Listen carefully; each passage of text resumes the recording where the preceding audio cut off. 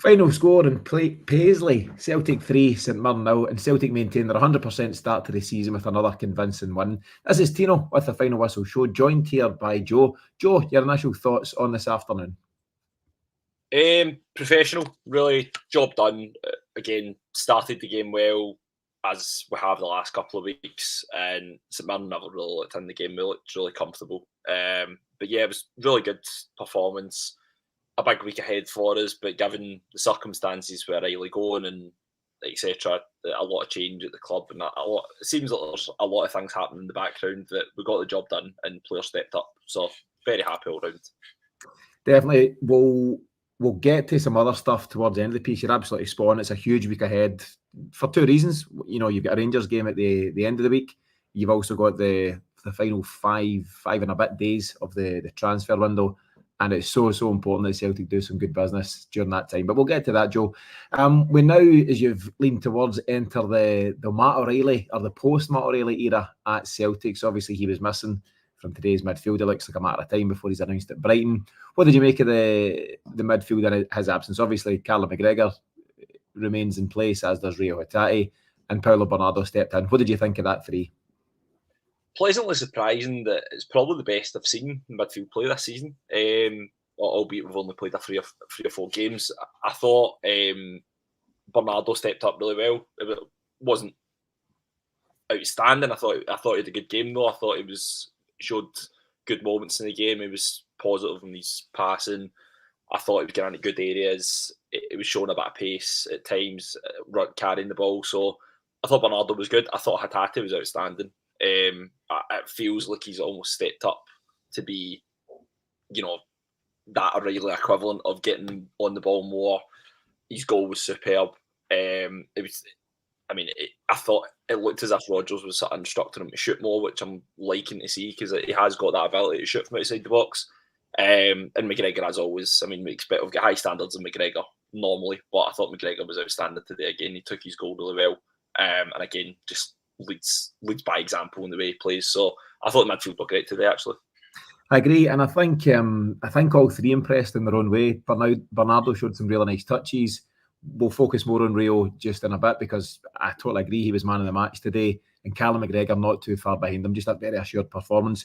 We know we'll face stiffer tests moving forward, particularly in Europe, but for today, for what was required, I thought they were excellent. Just in terms of the lineup stuff, couple of changes, obviously. We know about O'Reilly, we've discussed him. Nicholas Kuhn surprisingly left out, but Brendan Rodgers explained that it was due to a back issue he's been struggling with. I don't think he's trained much, if at all, this week. And it was disappointing actually to see him miss out, because he's been one of the real shining lights. 3 goals from 3 in his first few games of the season, but he stepped out, and then Maeda moved out to the wing with Daizen Maeda getting his start through the middle. I noted early on, I think a lot of folks could see it, that Daizen Maeda, to me, just looked like he still lacks a wee bit of sharpness. And by all accounts, he's not done a full pre-season. It's been very stop-start there at Norwich. This is the first competitive game he started. And you'll have heard Chris Sutton, Joe, talk about his movement. I thought his movement generally was good, but he wasn't quite getting the end product that we've seen from him in the past. Are you confident that will come good for Daizen Maeda? Yeah, I'm confident it will come good. It is still early in the season, so I can only see Celtic as a whole getting better, never mind just Daizen Maeda. I don't think we're not there yet, and obviously, given we're going to have comings and goings before the window shuts on Friday, we're not going to be at our absolute best just now anyway. So I wasn't really expecting, again, much more from Maeda, in the sense of I don't think he was going to be his absolute best. And as you say, yeah, his movement was good, and off the ball he was making the right decisions. I think it's just his touch wasn't quite there. And at times, I think there was one chance in the first half he hits with his left foot that he sort of miss hits towards the goalkeeper. The reason he was in those positions because it was a poor first touch in the first place, and just that bit sharpness, that bit of experience playing with us again, getting used to how we play again, it will come to him again. And I think obviously now, I think we'll see a lot better version of Daizen Maeda this time round as well, because obviously last season he's coming in a short-term spell. There's no guarantee that he's going to be a long-term answer for Celtic at that moment in time. He's coming in there to do a job. Now I think with his circumstances, he's going to be settled. I think we'll see a much better Daizen Maeda going forward. So Yeah, I think he'll get better over time. And, you know, going into games next week, as we've seen in 2 games that he's played against Rangers, that he's really stepped up when required. So I'm looking forward to see what he can do next week. I think that's an interesting one. There's a big call to be made for Brendan Rodgers. We don't know what's going to happen with Kyogo over the next few days. The hope is the window closes, he remains a Celtic player. But he himself, he'd won kind of big chance, but he wasn't quite on the ball today either. And I wonder what Rodgers will do next week. You know, horses for courses. Sometimes he does a good fit, sometimes Kyogo. They've both been effective against Rangers in their time in a Celtic shirt, and it'll be really interesting to see what call the manager makes. I notice you're going for the cliched lineup, Ida. Listen, like all good strikers, he's got to be there to miss them, and you're giving him that out ball at the moment. So we'll see what he can do moving forward. Just before we continue, thanks as always to everyone who continues to join us on the live show here. If you are here and watching on, please give us all your comments and questions, and myself and Joe will try our very best to get to them before the end of this half-hour show. Joe, we don't need to wait long at all for Celtic to open the scoring. 2 minutes, 32 seconds to be precise. And it's Callum McGregor, and as you say, leading by example. Another tidy finish. Very tidy finish, and it's a first chance. Again, similar to last week. Similar to last week against Hibs at home. We were obviously getting into good areas, but like in terms of actually creating a chance, I mean, it was just superb from McGregor. Really worked for Forrest on the right hand side.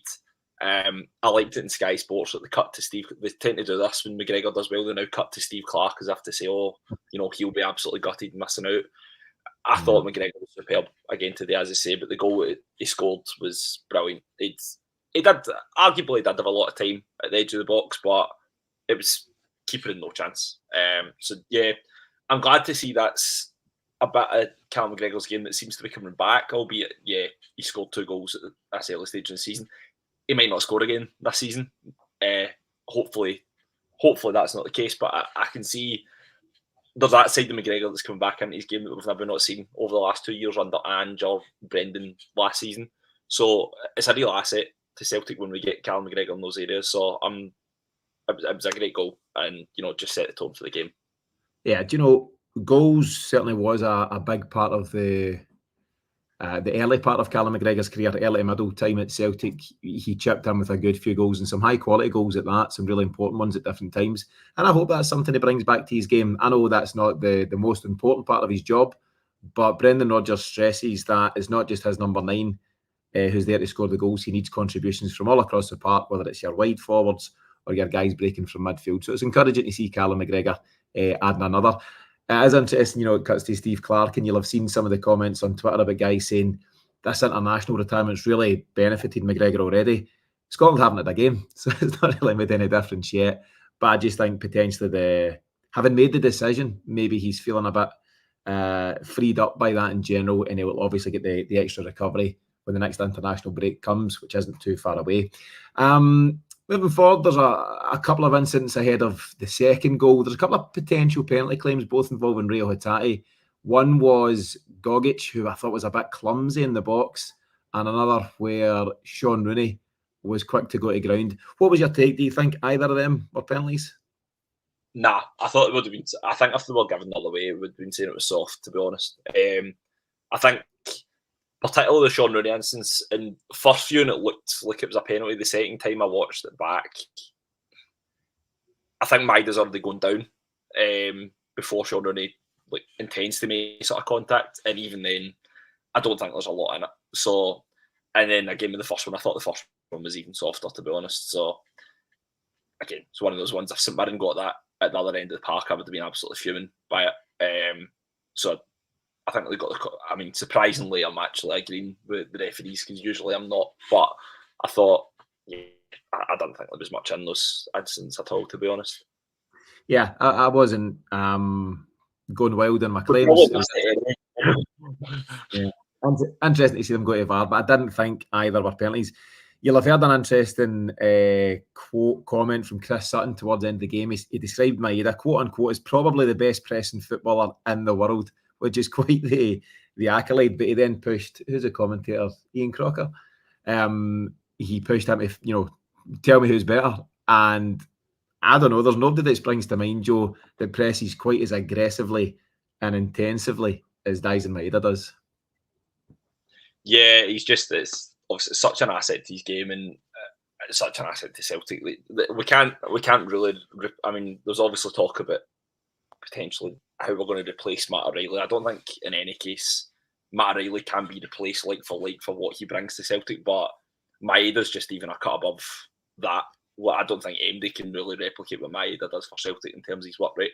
And I mean, let's face it, if Maeda had that natural final ball or that natural end product, it would be far too good for Celtic in my eyes, because he's just got the attributes he has physically and as an athlete is just so far above anything else that we have as about anything else really in this league. So yeah, it's something that is a real asset to us. And I mean, what's so good about pressing as well, and as well, that more often than not when we've seen in the past for Celtic is that we'll press really high, but we won't actually sort of actually hit the centre half or hit the fullback.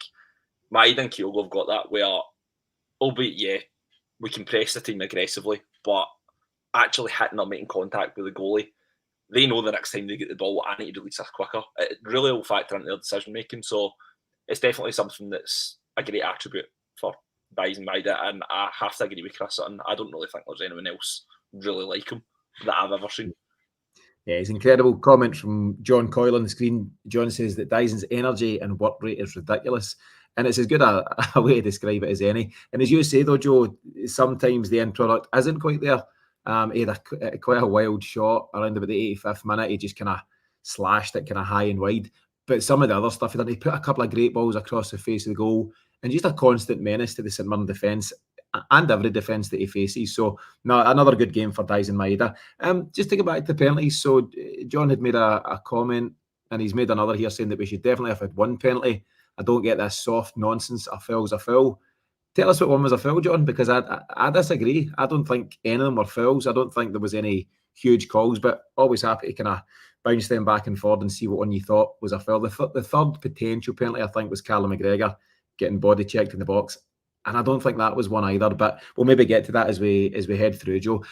You spoke at the top of the show about Reo Hatate being the top man, and it looks like on early showing that he's stepped up. He said that I can be the man to fill Matt O'Reilly's shoes. Maybe he'll thrive in that responsibility. There's obviously talk, Joe, that he may move on in this window. Leicester have been mentioned a couple of times.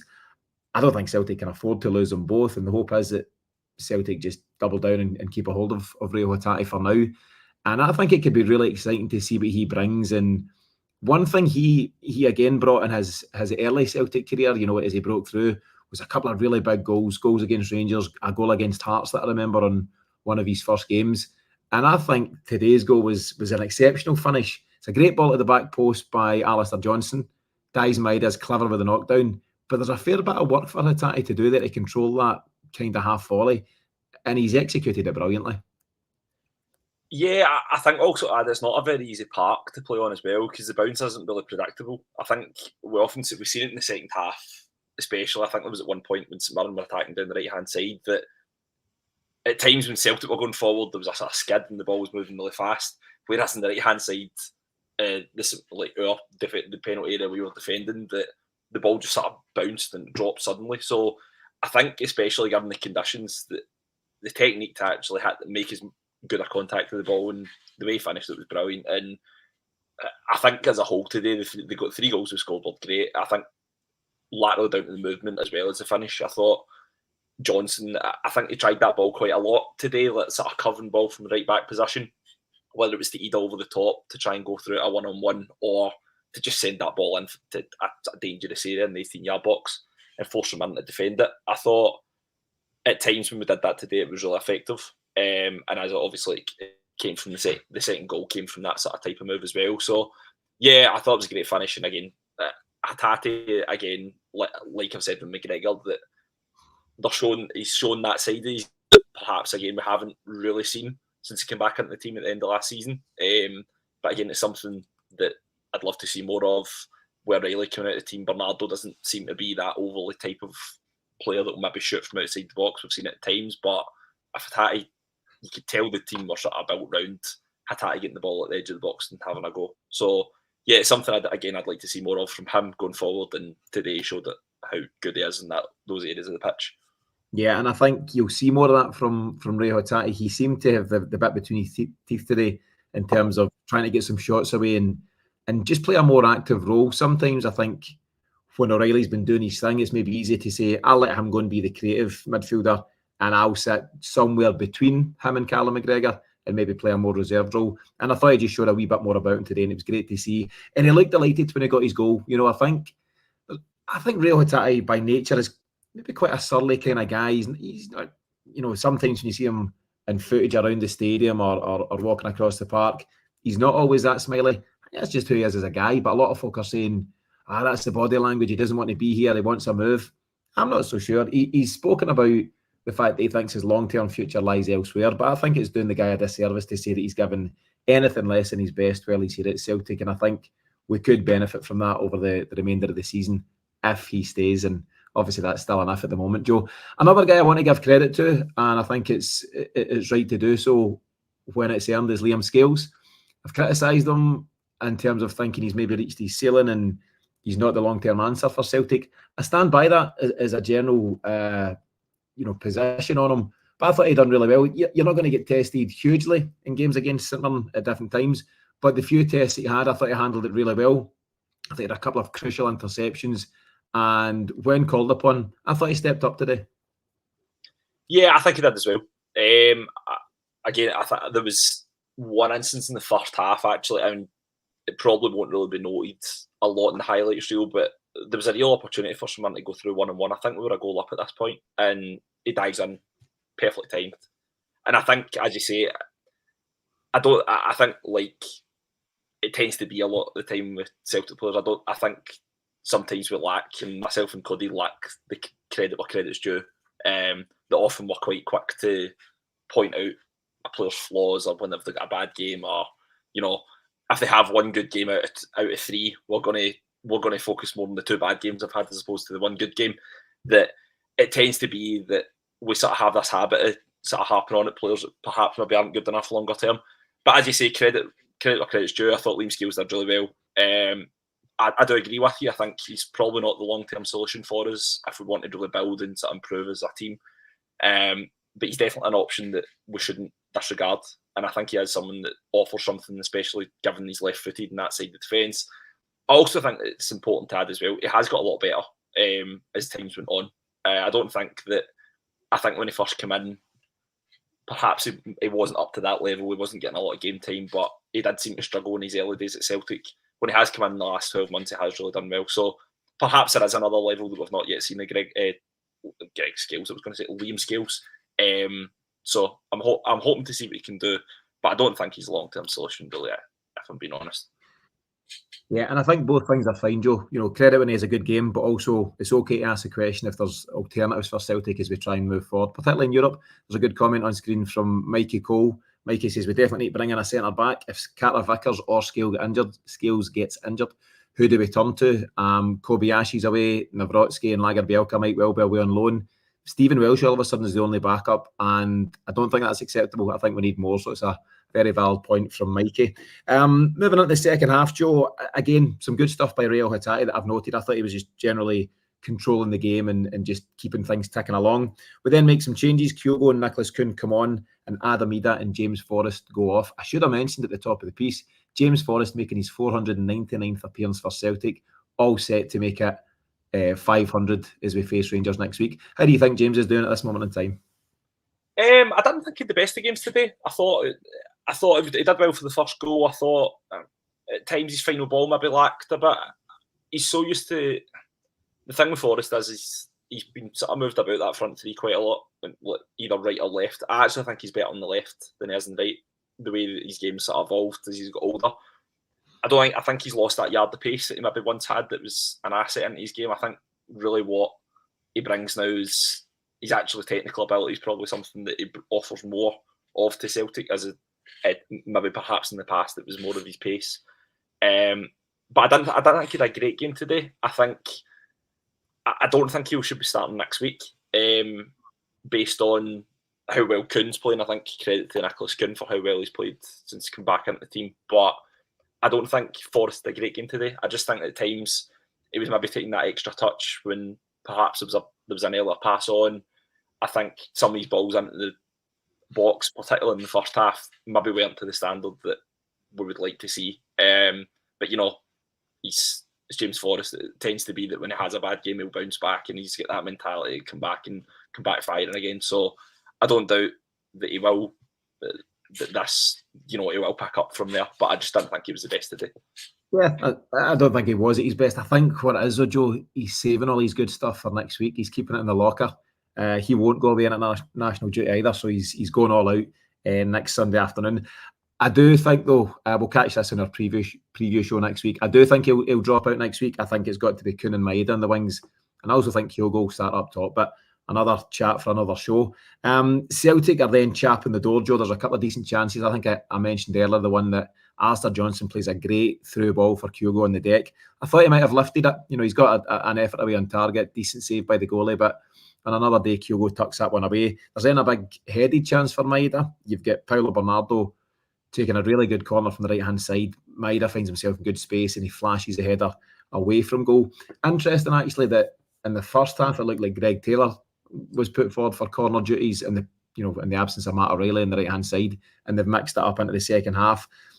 Moving forward, it'll be interesting to see who we stick with there, or if we continue to mix it up. And it's obviously new to Celtic not to have O'Reilly after 2.5 years, so we'll see how that plays out. But as I say, we're chapping the door, generally speaking, at that moment in time, and then around about 71 minutes in, we make it 3-0, and it's goal machine Alistair Johnson. It's a really good move and a really good finish.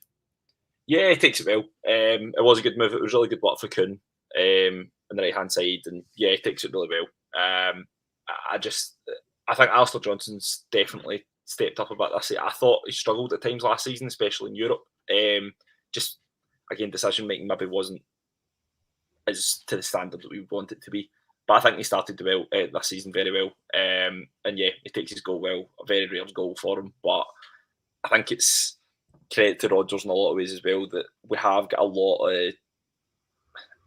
I think the difference is this time, I know people are going on about Kyogo maybe not scoring as much as perhaps he did when Ange was here. What Rodgers does is he gets his goals are spread across the team. That he wants more from his midfielders. He wants to be doesn't want to be over reliant on our attacking players to get the goals for us. So yeah, great goal, a great move, and yeah, it was perfect time to score. It killed the game off. Definitely did. Decent comment, relevant comment from G Doc, who says, "I still can't believe that none of our strikers have scored yet," and he's bang on. But I think it's okay. I don't think anyone minds too much as long as Celtic are continuing to rack up the goals and rack up the wins. It's encouraging as well, Joe, that so that's now 3 games and we've scored 9 goals. So yeah, a 4-0 win on the opening game, 2-0 win against Hibs, and then 3-0 today. So 9 goals scored, none conceded, and it's pretty much perfect form going into such an important game next week. But it's also encouraging for your back four and for Kasper Schmeichel that you're not conceding any goals at this moment in time in the league. And I think there's a confidence that if Kyogo or Daizen Maeda isn't the guy getting you the goal on the day, it could be Nicholas Kuhn, it could be Maeda, it could be James Forrest, it could be Bernardo, Calmac, Reo Hatate. There's goals all across the park. And obviously Alistair Johnson, if he continues his all of a sudden goal scoring streak, I think that's just his 3rd goal in Celtic colours. And he's a guy that's always delighted. Someone else in the comments, I can't see it right now, but someone else had also mentioned that he was potentially man of the match for today. He certainly wasn't far behind Reo Hatate for me, and he's just a very committed player, Joe, and he does both sides of his game well. He defends well, tenacious defender, but he also gets up and supports. And him and Nicholas Kuhn, we've mentioned already that they seem to have a nice understanding, and I suppose there's no better example than that 3rd goal. Yeah, they've started the season really well, the two of them. I think, as you say about the Alistair Johnson, that he's starting to become something all round. That maybe, again, as I mentioned, I don't think he was great last season. I think what was missing from him a lot of times was that attacking side of his game. I don't think he's not a natural sort of touchline fullback. He's not going to be the type of guy that's going to really hit the byline and hit that ball into the box all the time. You know, Ralston's maybe more that type of fullback, being more in the front for it. But as I say, I think he's been exceptional as well. Particularly was a challenge in the second half when St Mirren appeared to be breaking forward. That it was just superb, done his job well. So Yeah, I think the Nicholas Kuhn partnership on that right-hand side definitely would have helped as well, because there was a bit of, it wasn't we never really had a settled 11 last season due to injuries and just different form, etc. So I suppose that will definitely help him going forward. And, I'm hoping that he carries on this good form, because he started the season really well. He really has. Couple of other changes then not long after that third goal. You've got Odin Holm and Tony Ralston that you mentioned coming on, Bernardo and Greg Taylor off. Question for you, Joe. With, as I say, 5 odd days left of the transfer window, how do you feel about our backup right back coming on at left back? Does that show the lack of depth in that area? Surely it does. It does. I mean, is this a good old Rodgers sending a message to the board to say this is what I have? Now, Rodgers has said allegations in the past. That's the thing. We aren't in an ideal position. I don't think... I would rather we played Ralston at left back than shift Scales to accommodate Stephen Welsh at centre half, to be honest. I would rather we played Ralston there. But as we've seen today, I mean, we were 3 goals up. The game was done, and he's not a natural left-sided player. I think when you play a right-footed player at left back, that the natural tendency is, if you're up against a really good winger, they know they're going to cut into your right foot every single time. So it's just one of those ones where perhaps it is a message that Rodgers is sending out to say this is not ideal. We're a Greg Taylor injury away from, I wouldn't say disaster, but we're not in a very particularly good position. So, I'm not really comfortable with that going forward. I'd like to think that's an area we're going to address over the next few days. Dare I say it, next few days, but there we are. So whether it's a loan, whether it's just anyone, we just need to address that area, because we can't really go on with Ralston being our cover right back, being also our cover left back, for that matter. I mean, there's a situation today, Joe, that Nicholas Kuhn has to sit out because he's got a back issue, he's not trained well. Kyogo had a shoulder niggle and missed last week, for example. That could easily be Greg Taylor in the week ahead, or it could easily be Liam Scales. Guys can pick up knocks and niggles in training just as easily as they can in games at different times. So we keep going on at this, but you're only 1 or 2 injuries or suspensions or whatever to key players into being a pretty limited side again. We're playing really well just now, but a couple of guys can make a big difference. And I just think, as I say, we're not going to labour on this show, the post-match show, but there's so much work to be done. There's various comments coming in. OB boy saying we need 3 or 4 players coming in just now. Let me see. Caplaw Mark, if only we had proper planned recruitment, we could really go to another level. And various other comments of that nature, Joe. What we'll be doing, obviously we're in the studio tomorrow, Monday, for the weekly show. We'll cover it all in a bit of detail then. We'll probably do a transfer show Thursday night. And someone else was asking, let me get to this one. Michael McDonald asking, let's talk about next week. We will, Michael, but we won't do so until Friday of the week coming. We'll do our big preview on Friday coming. So lots of things to talk about. Joe, the last thing I want to mention, just as we close things out for the St Mirren game, really pleasing to see Francis Turley making his competitive debut. So he got the last 5 minutes or so. He came on for man of the match, Reo Hatate. And that's a huge positive. He seemed to have an impact in pre-season. Brendan Rodgers has spoken very highly of him. I see his dad on Twitter. His dad, is doing the rounds. His dad's understandably extremely proud to see it as well. And like a lot of these young guys, there's high hopes. We've watched Daniel Kelly move on. We've watched Rocco Vata move on to sit on the bench, not used for the last 3 games at Watford. But there's high hopes that Francis Turley could have an impact, and it was good to see him make that competitive debut today. Yeah, that Boston Lawal's another one that we can add in that category. So I think, you're always optimistic when you see guys getting minutes that have come through the academy. It's something. Celtic, it's always difficult because we need to win every single game. We can't afford to, unfortunately, playing these guys is seen as a risk, and we would rather play guys that we're spending a bit of money on. Unfortunately, I don't doubt we've got talent set up in the system that could make an impact in the first team. But it's good to see, and I hope it's a sign of things to come, because it's something that again we've sort of lacked. We've not really had that clear progression of someone coming through the academy, and ultimately as a club, we have produced a lot of success from our academy. We've just not done it consistently. So I hope that this is I hope he seems like someone that's impressed Rodgers a lot.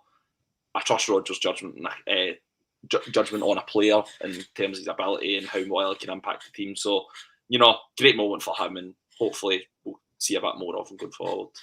Yeah, so as I say, just got 5 or 6 minutes towards the end today, but hopefully we see a bit more of Francis Turley. Seems to be a young guy with a lot of talent, and hopefully he gets his chance to impress. Joe, overall, really good day at the office. As I say, 3 goals scored, clean sheet, most importantly, another 3 points, and you get into this game next week, top of the tree with your 100% record. Before I ask your final thoughts, actually, just a quick one. A lot of speculation just now about Mateusz Bogus, I think he's a Polish winger playing for LAFC, Los Angeles FC. He's playing tonight in their League Cup final against Columbus Crew. It's a midnight kickoff or midnight 15 kickoff. I know you'll stay up for it, Joe, because you're a guy that will do the research for us. I'll be in my bed, but if anyone wants to catch it, it might be an interesting one. The suggestion is Celtic are going to open talks with LA after that final, and potentially a price point of around about 8 million for him. So that could be pretty exciting, but all stuff for another day. Joe, your final comments, as I say, top of the tree, 100% record, and in good shape ahead of next week. Yeah, it cannot last for much more. We started the game really well with that early goal, settled us a bit, which that's happened in the last few weeks for us now. So, can't complain. 3 points, 3 goals, 3 great goals.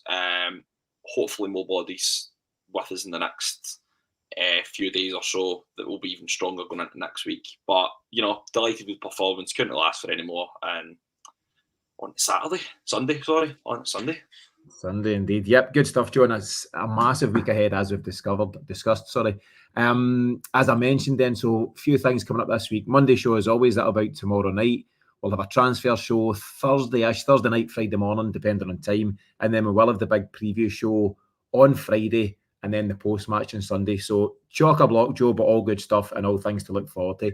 Thanks to yourself, Joe, for joining me on a Sunday afternoon. Thanks to everyone who continues to follow us on the live. If you want to support us throughout this season, you can do so at the CelticExchange.supercast.com. But in the meantime, thanks for joining us. We'll see you again tomorrow night.